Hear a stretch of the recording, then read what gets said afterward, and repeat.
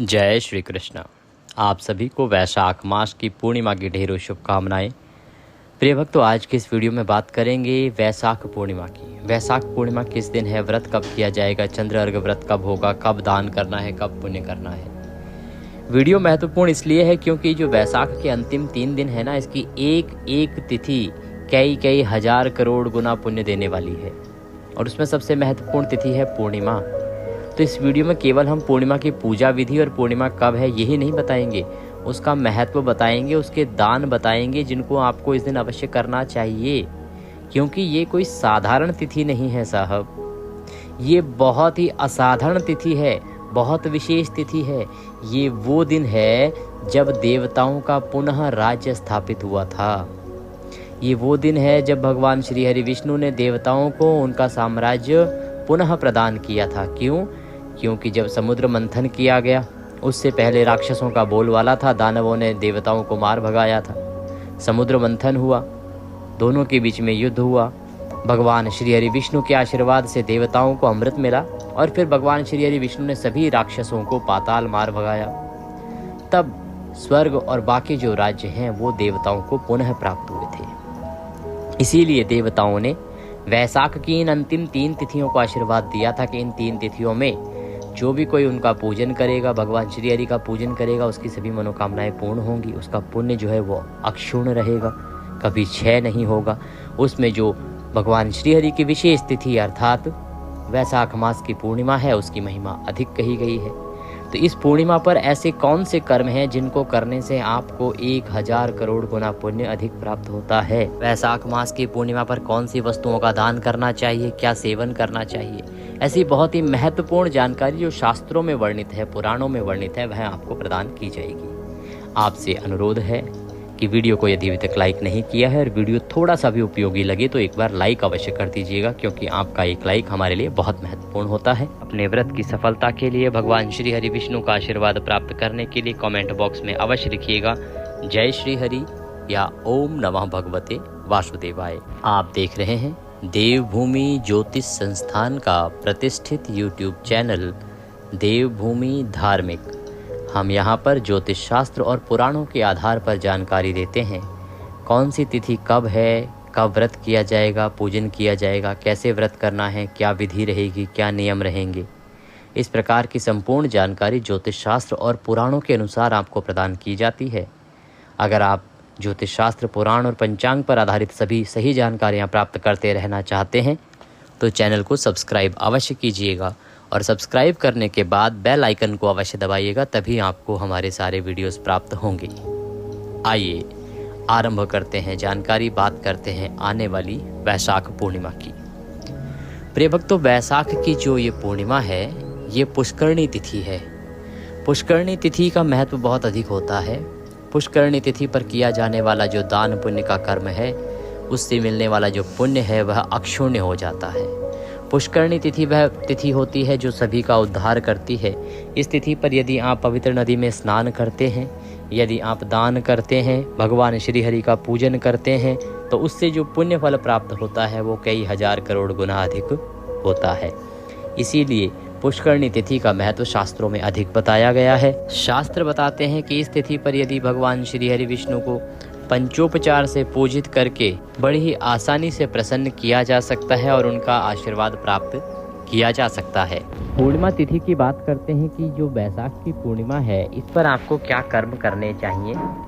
प्रिय भक्तों, वैशाख की जो पूर्णिमा है ना, इस पर सबसे बड़ा लाभ आपको मिलेगा अगर आप किसी पवित्र नदी में स्नान करते हैं तो। आपको वैशाख पूर्णिमा के दिन पवित्र नदी अर्थात गंगा जी जाना चाहिए। स्नान करने के लिए जमुना भी जा सकते हैं आप, इसके अलावा त्रिवेणी के संगम भी जा सकते हैं। जो भी पवित्र नदी आपको लगता है आपके नज़दीक में है, वहाँ पर जाके आप स्नान कीजिए। बहुत अधिक फल है इसका, बहुत अधिक कल्याणकारी रहेगा। स्नान जो है आपने 6 बजे से पहले करना है, इसका ध्यान रखिएगा। 6 बजे से पहले अर्थात सूर्य उदय होने से पहले आपने स्नान करना है। स्नान यदि आप किसी पवित्र नदी में ना कर सकें तो अपने घर पर किस प्रकार से स्नान करेंगे, क्या विधि रहेगी। जो स्नान आपने करना है वो मंत्र सहित स्नान करना है, अर्थात स्नान करते समय आपको मंत्र अवश्य बोलना है। कौन सा मंत्र बोलना है? स्नान के समय आप भगवान श्री हरि विष्णु का प्रिय ओम नमः भगवते वासुदेवाय बोल सकते हैं, ओम नारायणाय नमः बोल सकते हैं। अगर आपको कुछ याद ना आए तो हर हर गंगे बोलते हुए भी स्नान कर सकते हैं। स्नान की विधि बताते हैं कि स्नान आपने करना किस विधि से है, क्योंकि पूर्णिमा तिथि पर किए जाने वाले स्नान की महिमा बहुत अधिक है। जैसा कि हमने आपको एकादशी पर भी बताया था, वैशाख की जो अंतिम 5 तिथियां हैं ना, इनमें स्नान की महिमा बहुत अधिक बताई गई है। और उसी में ये जो पूर्णिमा है, ये तो अंतिम तिथि है, वैशाख का समापन है, पूर्णिता होती है इस दिन। तो आपको इस दिन जो है, या तो गंगा में आप स्नान कर रहे हैं तो हर हर गंगे बोलते हुए स्नान कीजिएगा। पहले अपना एक पैर, सीधा पैर आगे रखिएगा जल में, और उसके बाद आप स्नान कीजिएगा, डुबकी लगाइएगा। वस्त्र आदि जो है वो नहीं धोने होते हैं गंगा जी में कभी भी। अगर आप घर पर स्नान कर रहे हैं, क्योंकि सबके लिए देखिए संभव नहीं है कि बाहर जाएं और सभी लोग गंगा जी या किसी नदी पर जाकर स्नान करें, तो आप अपने घर पर भी स्नान कर सकते हैं। बताते हैं कि घर पर आपको किस प्रकार से स्नान करना चाहिए। घर पर सूर्योदय से पहले आपने स्नान करना है, तो प्रातः जल्दी उठना है। उठने के बाद दैनिक क्रियाकलाप से मुक्त होने के बाद आप स्नान के लिए बाल्टी में जल भरेंगे। तो शुद्ध जल भरने से पहले उसमें पहले थोड़ा सा गंगा जल भरिएगा। गंगा जल के बाद उसमें शुद्ध जल भर लीजिएगा। उत्तर दिशा की ओर मुख करके और हर हर गंगे बोलते हुए आप उस जल से स्नान कीजिएगा। इसके अतिरिक्त कोई आप अगर और मंत्र चाहते हैं तो ओम नमः भगवते वासुदेवाय बोल सकते हैं, ओम नारायणाय नमः है, या आप गायत्री मंत्र भी बोल सकते हैं और महामृत्युंजय मंत्र भी बोल सकते हैं। ये आपके ऊपर निर्भर करता है, पर आपको मंत्रों के साथ स्नान करना है। स्नान करने के बाद स्वच्छ वस्त्र धारण कीजिएगा। स्वच्छ वस्त्र धारण करने के बाद आपने सबसे पहले यमराज को जल देना है। आज के दिन यमराज को जल देना आवश्यक है। वैशाख की पूर्णता हो रही है और पूर्णिमा अर्थात पूर्ण हो रहा है महीना, और पूरे महीने में यमराज को जल देना अनिवार्य था। उसमें भी वैशाख की पूर्णिमा पर तो आपको अवश्य रूप से जल देना ही चाहिए। तो एक तांबे का लोटा लीजिएगा, उसमें जल भरिएगा, थोड़ा गंगा जल मिला लीजिएगा और दक्षिण दिशा की ओर मुख करके ओम यम देवाय नमः, ओम यम देवाय नमः, ओम यम देवाय नमो नमः, इस प्रकार से मंत्र जप करते हुए आप यमदेव को जल दीजिएगा। यम देवता को जल देने के बाद आपने सूर्य देव को जल अवश्य देना है और पितरों को जल अवश्य देना है। यमदेव और पितृदेव जो हैं उनको जल आप दक्षिण दिशा की ओर मुख करके ही देंगे। पितरों को जब आप जल दें तो निवेदन कीजिएगा, जो आपके पितृ हैं उनको स्मरण कीजिएगा और उनसे अनुरोध कीजिए कि वो आएँ और इस जल को ग्रहण करें तथा तृप्त हों, और यह जल उनको प्रदान कीजिएगा अर्घ्य के रूप में दक्षिण दिशा की ओर मुख करके। सूर्यदेव को आपने जल देना है, वो पूर्व दिशा की ओर मुख करके देंगे। सूर्यदेव को जल दीजिएगा। आपके पास यदि माता तुलसी हैं तो माता तुलसी को जल दीजिएगा। बड़ी अधिक अद्भुत महिमा है आज साहब तुलसी के पूजन की और तुलसी में जल देने की। पीपल का वृक्ष यदि आपके पास है आसपास तो पीपल को जल दीजिएगा। कहेंगे पंडित जी इतने सारे जल दिलाते जा रहे हैं आप। देखिए, आज की जो तिथि है ना, वो अक्षय पुण्य करने वाली तिथि है, अक्षय पुण्य प्राप्त करने वाली तिथि है, और ये अंतिम तिथि है। वैशाख का जितना लाभ आप ले सकते हैं वो ले लीजिए। आज ही का तो दिन बचा है साहब, ना तो 1 साल बाद फिर किसने देखा है। तो आप ये जल अवश्य दीजिएगा। इसमें यमराज का जो जल है ना, उसको आपने किसी भी हाल में नहीं छोड़ना है। यम देवता को तो जल आपने अवश्य ही देना है। मान लीजिए किसी प्रकार की आपके पास कोई मजबूरी भी हो, आप कहें कि नहीं जी क्या करें, थोड़ा कठिन हो गया, हमारे पास काम था, हम नहीं दे पाए, परंतु यमराज को जो जल है ना वो अवश्य दीजिएगा। उसमें कोई कोताही नहीं बरतिएगा। आपको इतना समय तो निकालना ही पड़ेगा, अन्यथा आपको लाभ के स्थान पर हानि होगी। कैसे कि जो यमराज को वैशाख पूर्णिमा के दिन जल नहीं देगा, उसके वैशाख पूर्णिमा के दिन किए जाने वाले सभी पुण्य कर्मों का जो फल है, पुण्य फल है, वह नष्ट हो जाएगा। उसे कोई भी पुण्य फल उस दिन का प्राप्त नहीं होगा। और ये हम नहीं बता रहे हैं, इसका वर्णन पुराण में मिलता है, शास्त्र में मिलता है। भगवान श्री हरि विष्णु के द्वारा यह वचन यमदेवता को दिया गया है कि वैशाख मास में जो कोई 1 लोटा जल यमराज को अर्पित नहीं करेगा, उसका उस दिन किया जाने वाला सारा पुण्य कर्म जो है वो उसको प्राप्त नहीं होगा। इसीलिए आपको 1 लोटा जल जो है वो यम देवता को अवश्य देना है। ये जल देने के बाद आप अपने पूजा स्थल पर आसन लगा के बैठ जाइएगा। पूजन की जो सामग्री है उसको एकत्र कीजिएगा। बात आती है कि क्या सामग्री आपको चाहिएगी। आपको बीच में एक बार बता दें कि इसके बाद हम बताने वाले हैं आपको कि आपने क्या क्या दान देने हैं, कौन कौन से अन्य कर्म हैं पूजा के अतिरिक्त जो आपको करने चाहिए। ऐसे भी कुछ कर्म हैं जिनको करने से आपको अथाह पुण्य की प्राप्ति होती है, यदि आप व्रत पूजन नहीं करते हैं तो भी। तो आइए पहले अब हम पूजन की ओर आगे बढ़ेंगे। व्रत के नियमों की ओर आगे बढ़ेंगे, कैसे व्रत करना चाहिए। सत्यनारायण भगवान के व्रत की बात करते हैं। प्रिय भक्तों, 2 व्रत जो हैं वो किए जाते हैं पूर्णिमा पर। एक सत्यनारायण भगवान का व्रत होता है, एक चंद्र अर्घ व्रत होता है। सत्यनारायण भगवान का जो व्रत है उसमें सत्यनारायण भगवान की कथा की जाती है और सायंकाल को या दोपहर के बाद जो है भोजन कर लिया जाता है। वहीं जो चंद्र अर्घ व्रत होता है, इसमें सुबह पूजा कर ली जाती है भगवान की। पूजा करने के बाद सायंकाल को जब चंद्रमा उदित होते हैं तो चंद्रमा को अर्घ देने के बाद ही व्रत खोला जाता है, पूर्ण किया जाता है। ये विधान है इसका। दोनों ही जो व्रत हैं वो बहुत ही महत्वपूर्ण व्रत हैं और दोनों ही व्रत जो हैं सनातन परंपरा में किए जाते रहे हैं। आइए अब हम देते हैं पूजन सामग्री की जानकारी कि क्या क्या सामग्री आपने एकत्र करनी है पूजा के लिए। तो आपके पास होना चाहिए भगवान सत्यनारायण का कोई स्वरूप, प्रतिमा, चित्र या तस्वीर। स्थापित करने के लिए चौकी, ऊपर बिछाने के लिए पीला वस्त्र, इसके अतिरिक्त रौली, मौली, पान, सुपारी, लौंग, इलायची, धूप, दीप, नैवेद्य, अक्षत, पंचामृत बनाने के लिए कच्चा दूध, दही, घी, शहद और शक्कर। इसके अतिरिक्त आपके पास फूलों की माला, खुले फूल आपको लेने हैं। यज्ञोपवीत अर्थात जनेऊ लीजिएगा और इत्र लीजिएगा। ये सारी सामग्री आपने एकत्र कर लेनी है। सामग्री एकत्र करने के बाद आप आसन लगा के बैठ जाएं। सबसे पहले भगवान सत्यनारायण की स्थापना करेंगे। स्थापना करने के बाद फिर पूजन आरंभ करेंगे। तो आइए शुद्धिकरण से आरंभ करते हैं। आपके पास तांबे का एक लोटा होगा, उस लोटे को लीजिए, अच्छे से मांजिए। उसमें पहले गंगा जल भरिए, फिर शुद्ध जल भरिए। एक फूल लीजिए और फूल से यहाँ वहाँ सभी जगह पर वह जल छिड़किए। इससे उसका शुद्धिकरण होगा। सामग्री जो लाए हैं उस पर भी छींटे दीजिए, इसका पवित्रीकरण होगा। ओम पवित्रो अपवित्रवांग सर्वांग वस्तांगतोपि वाम यह स्मरित पुंडरीकाक्षम सवयंतर शुचि। ओम। इस प्रकार से आपने शुद्धिकरण किया, पवित्रीकरण किया। भगवान की स्थापना करेंगे। चौकी को लगाइए, चौकी पे पीला वस्त्र है तो वह बिछाइए और भगवान की तस्वीर को स्थापित करेंगे। आपके पास चौकी नहीं है तो जो भी आपके पास उपयुक्त स्थान है भगवान की पूजा के लिए, वहाँ पर आप भगवान की तस्वीर को स्थापित करके पूजन कर सकते हैं। कुछ हमारे दर्शक ये भी पूछते हैं, पंडित जी पृथ्वी पर रख सकते हैं क्या तस्वीर? हाँ जी, भगवान की तस्वीर को पृथ्वी पर भी रख सकते हैं, क्योंकि आसन के रूप में तो एक विशेष जो है ना निवेदन होता है। सबसे पहले अब आप पुष्प लेंगे हाथ में पुष्प लेके भगवान नारायण से निवेदन करेंगे कि हे प्रभु, ये हम आपको पुष्प जो हैं इनको आसन के रूप में अर्पित कर रहे हैं, तो इन्हें आप आसन रूप में ग्रहण करें और यहाँ पर विराजमान हो।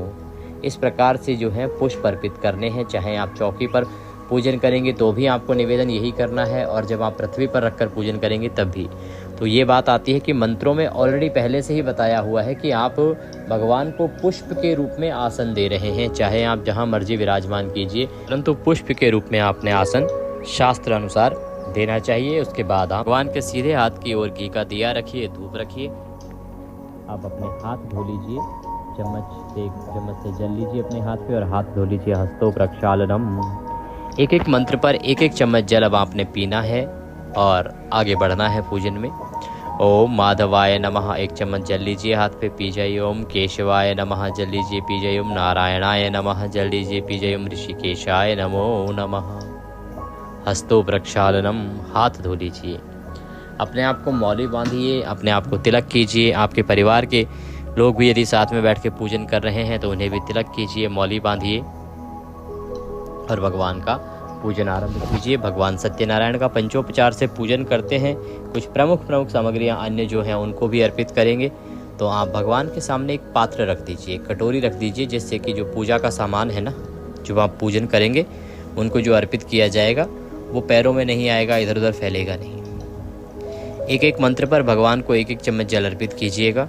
पूजन आरंभ करते हैं। ओम भूर्भुवः वैशाख पूर्णिमा पूजन सत्यनारायण भगवान व्रत पूजन प्रारंभ कुरु। पूजन अंतर्गते सत्यनारायण भगवान निमित्तार्थाय पद्यम समर्पयामि। पद्य के रूप में एक चम्मच जल अर्पित कीजिए। ओम भूर्भुवः श्री सत्यनारायणाय नमः। अर्घ्यम समर्पयामि, एक चम्मच जल पुनः अर्घ के रूप में अर्पित कीजिए। ओम भूर्भुवः श्री सत्यनारायणाय नमः। आचमनीम समर्पयामि, चम्मच जल लीजिए और भगवान को आचमनी के रूप में अर्पित कीजिए। अब भगवान को प्रेम से स्नान कराएंगे। जिनके पास प्रतिमा है वो उनको नहलाएंगे, जिनके पास प्रतिमा नहीं है तो आप एक चम्मच जल लीजिएगा, अर्पित कीजिएगा। ओम भूर्भुवः श्री सत्यनारायणाय नमः। स्नान निमित्तार्थाय जलम समर्पयामि, जल अर्पित कीजिए। ओम भूर्भुवः श्री सत्यनारायणाय नमः। पंचामृत स्नानम, पंचामृत से स्नान कराएंगे भगवान को। तो पंचामृत बनाइए, कच्चा दूध, दही, घी, शहद और शक्कर, ये पांचों चीज़ें मिलाइए, पंचामृत बनाइए। पंचामृत को फूल पर लगा लीजिए और अर्पित कीजिएगा भगवान को। और जिनके पास प्रतिमा है ना, वो प्रतिमा को अच्छे से पंचामृत से अभिषेक कराइए, नहलाइए। ओम भूर्भुवः श्री सत्यनारायणाय नमः। पंचामृत स्नान निमित्तार्थाय पंचामृतम समर्पयामि। पंचामृत के बाद पुनः शुद्ध जल से स्नान कराएंगे, तो शुद्ध जल अर्पित कीजिएगा। ओम भूर्भुवः श्री सत्यनारायणाय नमः। शुद्धोदक स्नानम शुद्ध जलम समर्पयामि। अब भगवान को वस्त्र अर्पित करेंगे, तो वस्त्र के रूप में मौली का एक टुकड़ा तोड़िएगा और भगवान को अर्पित कीजिएगा। ओम भूर्भुवः श्री सत्यनारायणाय नमः। वस्त्रम समर्पयामि। वस्त्रम उपवस्त्रम यज्ञोपवीतम। अब भगवान को यज्ञोपवीत अर्पित करेंगे। जनेऊ लीजिए, उसको रौली कुमकुम आदि से तिलक कर लीजिए और भगवान को अर्पित कीजिए। ओम भूर्भुवः श्री सत्यनारायणाय नमः। यज्ञोपवीतम समर्पयामि। यज्ञोपवीत समर्पित करने के बाद अब भगवान को इत्र अर्पित कीजिएगा। पुष्प या रुई पर थोड़ा सा इत्र लगा लीजिए और भगवान को अर्पित कीजिए। ओम भूर्भुवः श्री सत्यनारायणाय नमः। इत्रम समर्पयामि। इत्र अर्पित करने के बाद भगवान को तिलक कीजिएगा। ओम भूर्भुवः श्री सत्यनारायणाय नमः। तिलकम समर्पयामि। तिलकम तिलकांते अक्षतम पान्तु। अक्षत लगाइए, तिलक के साथ अक्षत लगाइए। पुष्पाणि पान्तु। अब पुष्प अर्पित करेंगे। माला है तो माला पहनाइएगा। ओम भूर्भुवः श्री सत्यनारायणाय नमः। पुष्पम समर्पयामि। माल्यार्पणम कुरुः। पुष्प अर्पित कीजिए, माला है तो माला पहनाइए भगवान को।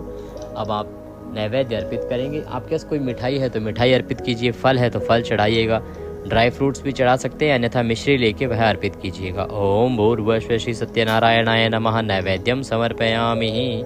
तो नैवेद्य के रूप में उपयुक्त सामग्री अर्पित कीजिए। नैवेद्य के बाद भगवान को आचमनी कराई जाती है, भोजन के अंत वाली। ओम भूर्भुवः श्री सत्यनारायणाय नमः। भोजनान्ते जल आचमनीम समर्पयामि। एक चम्मच जल लीजिए और वह अर्पित कर दीजिए आचमनी के रूप में। भगवान को तांबूल अर्पित करेंगे। तांबूल क्या होता है? देखिए, पान का पत्ता लीजिएगा, उसमें 2 लौंग, 2 इलायची, 1 सुपारी रखिएगा और वह पान का बीड़ा बना के भगवान को अर्पित कीजिएगा। ओम भूर्भुवः श्री सत्यनारायणाय नमः। तांबूलम समर्पयामि। तांबूलम पूंगी फलम शुभ दक्षिणायाम शुभदो वरदो भवः। अब शुभ दक्षिणा अर्पित करेंगे। आप जो भी दक्षिणा अर्पित करना चाहते हैं भगवान को वह चढ़ाइएगा। ओम भूर्भुवः श्री सत्यनारायणाय नमः। शुभ दक्षिणायाम समर्पयामि। दक्षिणा अर्पित कीजिए, हाथ जोड़कर सत्यनारायण भगवान को प्रणाम कीजिए।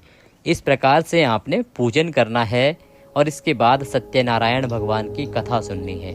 कथा जब भी आप YouTube पर सुने तो ध्यान रखिएगा कि YouTube पर बहुत सारे चैनल किसी भी कथा को पूर्णिमा की कथा, सत्यनारायण भगवान की कथा के नाम से चला देते हैं। तो आपको कथा सही वाली ही सुननी है, जो पंचाध्यायी कथा है, अर्थात जिसमें 5 अध्याय हैं। 5 अध्याय की कथा है और लगभग 30 से 35 मिनट में वह पूर्ण होती है, तो वही सही कथा ही सुने।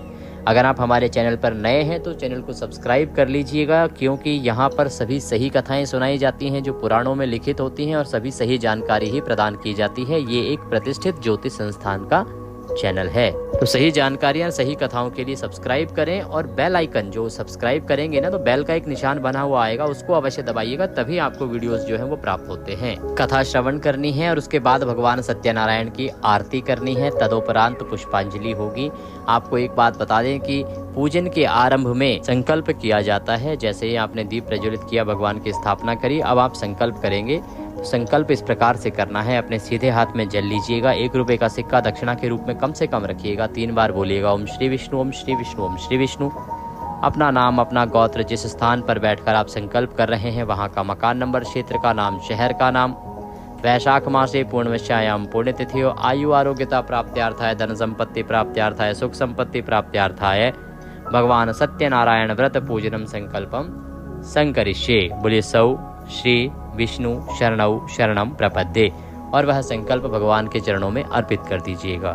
संकल्प करने के बाद जो विधि आपको बताइए उस विधि से पूजन कीजिएगा, कथा सुनिएगा, कथा सुन के आरती कीजिएगा। और अब हम भगवान को भोग लगाएंगे।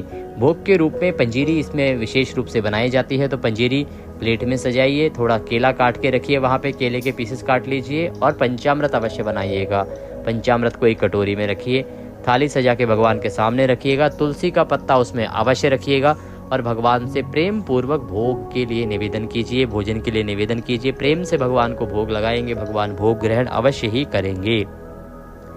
भगवान को भोग लगाइए। भोग लगाने के बाद थाली वहाँ से उठा लीजिए, जलाचमनी करा दीजिए भगवान को, और वह प्रसाद जो है बंधु बांधवों में वितरित करेंगे। स्वयं जो है जब आप आहार ग्रहण करेंगे तो पहले प्रसाद ही ग्रहण करेंगे। अब आप पुष्पांजलि कर लेते हैं। पुष्पांजलि के बाद ही पूजन जो है वो पूर्ण होता है। पुष्पांजलि कैसे करनी है? अपने हाथों में पुष्प ले लीजिए, हाथ में पुष्प लेके खड़े हो जाइए, भगवान से प्रार्थना कीजिए।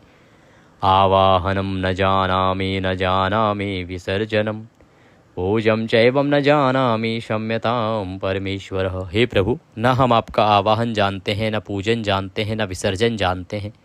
हम तो अज्ञानी जीव हैं। जैसी बन पड़ी है वैसी सेवा आपके श्री चरणों की है। भगवान, इस पूजा में, इस सेवा में जाने अनजाने में हमसे कोई गलती, कोई त्रुटि, कोई भूल हो गई हो तो हम क्षमा प्रार्थी हैं। हमें क्षमा कीजिएगा और दया का आशीर्वाद प्रदान कीजिएगा। इसके निमित्त आपको अर्पित करने के लिए हमारे पास कुछ नहीं है। तन मन धन सब आप ही का है। हमारे पास क्या है? मालती मलकादाति सत्पत्रांत संयुक्तम पुष्पांजलि मया दत्ताम ग्रहणाम परमेश्वर। यह पत्र पुष्प की भेंट है प्रभु, इसे स्वीकार करें और दया का आशीर्वाद प्रदान करें। वह पुष्प भगवान के चरणों में अर्पित कीजिए, भगवान को प्रणाम कीजिए और प्रदक्षिणा कीजिए, अर्थात परिक्रमा कीजिए खड़े खड़े। अब आप अन्य नियमों को सुन लीजिए। पूजन के साथ ही आपने आज के दिन दान अवश्य करना है। दान में जो अंतिम 3 दिन हैं, इसमें विशेष रूप से चिड़वे का और दही का दान आपके लिए उत्तम रहेगा। चिड़वा और दही आपने अवश्य रूप से दान करना है। आप चिड़वे के स्थान पर चावल ले सकते हैं। चिड़वा चावल से ही बना है, तो चावल का दान कीजिएगा, दही का दान कीजिएगा, शहद का दान कीजिएगा, दक्षिणा अवश्य रखिएगा और जल से भरे घड़े का दान कीजिएगा। ये 3 दान हैं जो पूर्णिमा के लिए विशेष रूप से बने हैं, वैशाख पूर्णिमा के लिए। इन 3 दानों को आज के दिन आपने अवश्य ही करना चाहिए। ये अति कल्याणकारी रहेगा। न केवल व्रत करने वालों को ये दान, तो व्रत जो ना कर रहे हों उन्हें भी अवश्य करना चाहिए। इस तिथि पर दान का बहुत अधिक महत्व बताया गया है और स्नान का महत्व बताया गया है। इस दिन ब्राह्मण को अन्न दान करने का भी बहुत अधिक फल बताया गया है, इसलिए संभव हो तो आप अन्नदान कीजिएगा। भंडारे करा सकते हैं तो करवाइएगा। जहाँ भंडारा हो रहा हो वहाँ पर अन्नदान दे सकते हैं। और वैशाख का अंतिम दिन है, जितना जल सेवा आप कर सकें उतनी जल सेवा आप कीजिए, भगवान अवश्य कल्याण करेंगे। बात आती है जी कि ये जो वैशाख की पूर्णिमा है ये है कब, ये शुभ दिन किस दिन है? देखिए, वैशाख पूर्णिमा तिथि की जो शुरुआत है ना, वो हो रही है 11 मई को। 11 मई को शाम को 6:55 पर और समाप्त होगी 12 मई को शाम को 7:22 पर। ऐसे में 12 मई को सूर्य के मुख से पूर्णिमा रहेगी। सूर्य का उदय पूर्णिमा तिथि में हो रहा है, इसीलिए 12 मई को ही दान पुण्य के कार्य किए जाएंगे। 12 मई को ही आप चंद्र अर्घ व्रत करेंगे और सत्यनारायण भगवान का व्रत भी करेंगे।